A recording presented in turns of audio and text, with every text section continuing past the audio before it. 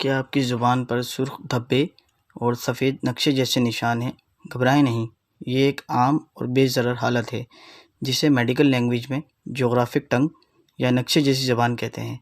یہ بیماری نہ پھیلتی ہے، نہ ہی یہ کینسر ہے اور نہ ہی کسی انفیکشن کی علامت ہے۔ اکثر لوگ اسے دیکھ کر پریشان ہو جاتے ہیں، لیکن اس کا علاج عام طور پر ضروری نہیں ہوتا۔ اس کی اصل وجہ معلوم نہیں، لیکن کچھ چیزوں سے اس کا تعلق ہو سکتا ہے، جیسے کہ خاندانی یا موروثی، یعنی کہ خاندان میں کسی کو ہو۔ اس کے علاوہ ذہنی دباؤ، جسم میں ہارمونی تبدیلیاں، وٹامن یا منرلز کی کمی، خاص طور پر وٹامن B12، آئرن یا زنک وغیرہ۔ اس کے علاوہ جسمانی سوزش یا قوت مدافعت کی بیماریاں بھی اس کا باعث ہو سکتی ہیں۔ اکثر کیسز میں علاج کی ضرورت نہیں ہوتی۔ اگر تکلیف ہو تو مرچ مسالے یا تیزابیت والے کھانوں سے پرہیز کریں۔ اس کے علاوہ لائڈوکین جیل جیسے کہ سومو جیل اور اینٹی الرجی ماؤتھ واش جو انزیکلور کے نام سے دستیاب ہے، ان کا استعمال کیا جا سکتا ہے۔